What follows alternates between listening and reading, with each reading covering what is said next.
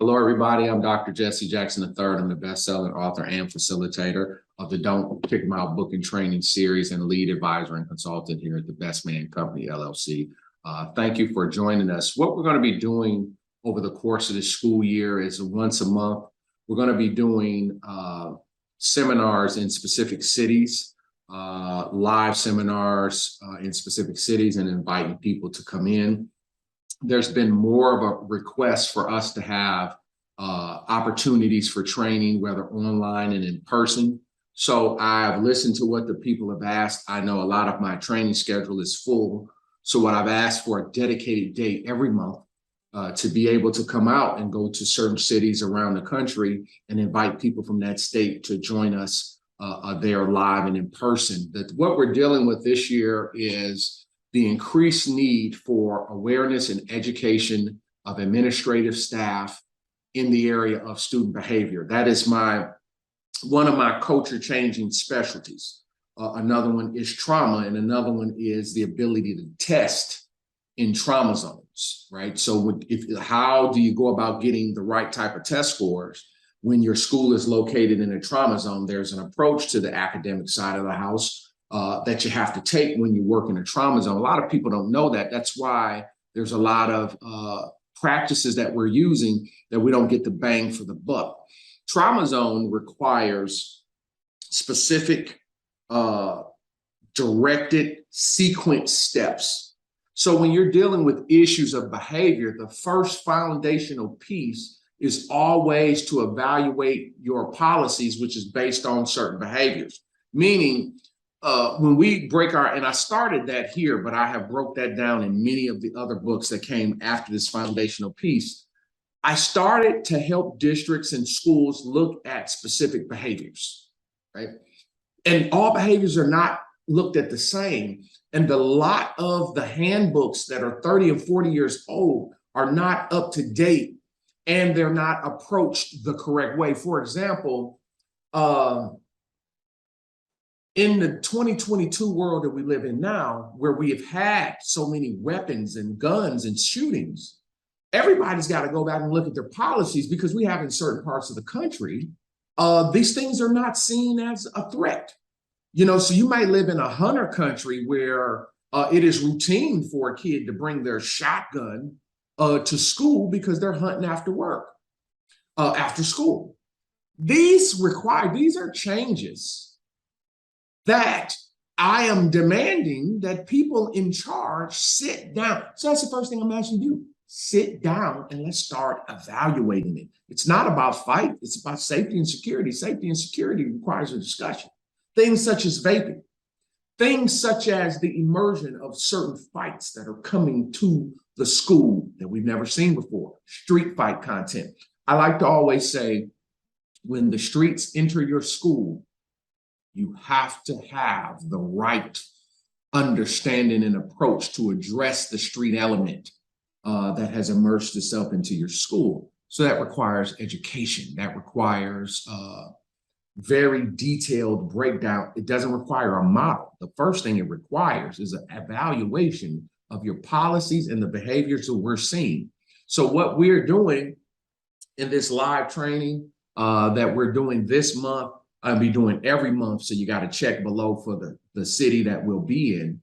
I know some of the cities we're going to be in: Baton Rouge, Louisiana, Dallas, Texas, Brooklyn, New York, Newark, New Jersey, Columbus, Ohio. I believe Cleveland, Ohio is on the list. I think we have one in Michigan, and some on the West Coast. California has a day. So when we're coming around and we're inviting school administrators from all over the state, when you want to gain an understanding of what you need to be doing at your school behavior-wise, this behavior is escalating in the wrong way. This is not based on PBIS system and rewards and restorative practices. That is not what I'm talking about, because that is just something you're using. That's a tool. This is what I'm talking about. The behavior is the culture. So you know your culture is headed in the wrong direction when you have certain things happening, like kids verbally assaulting teachers. Shut the bleep up, you bleep and bleep. Okay, I was at a campus that happened, right? I mean, just totally cussed the lady out, right? And oh, it's like talk to them and then they go back to class. No, PBIS doesn't help with that. Okay, you're taking points from me and stuff like that. Folks, you're 20 years behind because exactly what I said, this type of negative behavior. So we're talking about the verbal assaults. We're talking about the willful defiance. I ain't doing nothing. We don't use the term disrespect because that's too subjective. We're talking about verbal assaults, directly bleep you bleep, assaults. And then I'll do this to you, threats, new stuff that's uncommon. And then the fighting, knowing the difference between in-school fights, out-of-school fights, school fights, street fights. We're talking about breaking down behavior so an administration really knows what to do. This is something that's going to be going on a long time. This is not that undisciplined, you go to training and be like, oh, I got the answers. No, this is a process, and that's what I'm doing for folks, taking people through the process. So what I started to do, why the online programs that you see have been so effective, because it's almost like when you bring your team and not your staff, when you bring your admin team in an online platform, your team is just, it's like you're getting one-on-one with me. It's really like you're getting me one-on-one. And where you want to start the training program at is always at the admin level. You don't do a classroom management training before you did a classroom process that we want to do with administration. What I have found is most administrations are not on the same page. I was with 3 admin teams this year with veteran principals, not on the same page. And I called it. If I'm going to be sitting in this room and y'all trust me and have let me be a part of y'all life, I call what I see. And every time they say, you right. I know I'm right. I get paid to be right. I'm not doing opinions. Opinions are played out. When you want to know what to do and you want the best guidance, and that's what I appreciate. The people that are coming to my trainings, they're looking for answers, right? That day of theory and opinions and good information, that's over. You got to know what to do.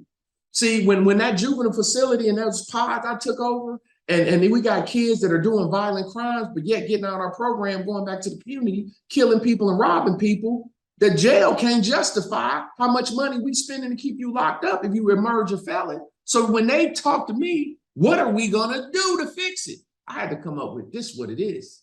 Here's our process. Here's the structure. We don't allow, if you come here to this jail, this juvenile system, you getting a high school diploma, non-negotiable. No education, you're not going home. You can't do that. I can do whatever I need to do to correct the behavior. Who said I can't do it? The judges thought it was a great idea. You know what happened? It's the people on the level, they don't know how to change culture.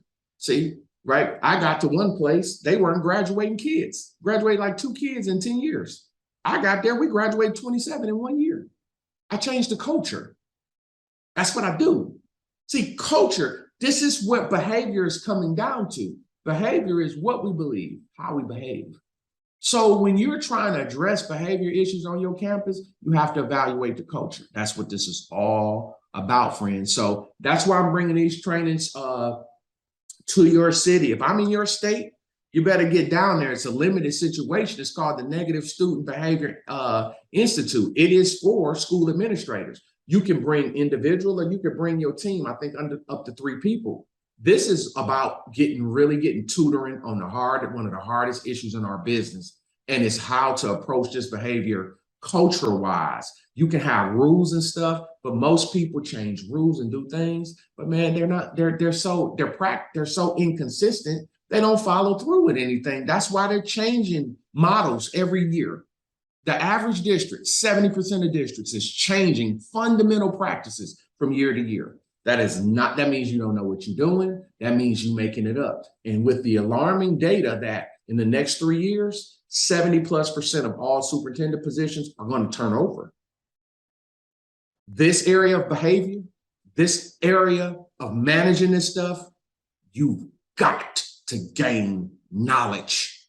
You've got to bring your team in to get some help. So we are coming live, and we're going to be live in cities. So you check all the dates and everything below. Some of the things we're working on in these trainings is just some of the basics. You're talking about the leadership approach to behavior, effective policies. So let's evaluate the policy. Does the policy work? Talked to some people on the West Coast the other day. They had a one-day suspension for something, and I said, that doesn't work. I just told them straight up, stop doing it. It doesn't work. They said they never thought about it. There's a balance to, we don't want to suspend and we want to keep kids educated. See, that's where my program is different. When a kid is in behavior violation, we do not withdraw the education service at any time, even in an expulsion. If I feel like your education services have to go, I am dealing with a kid that I need to send to juvenile or can't be in my county. I'm talking about that almost never happens. I'm telling you what I know. So the thing is, education services, whether I send you to at home, right? You got to do at home. I got somebody checking on your home, online every day.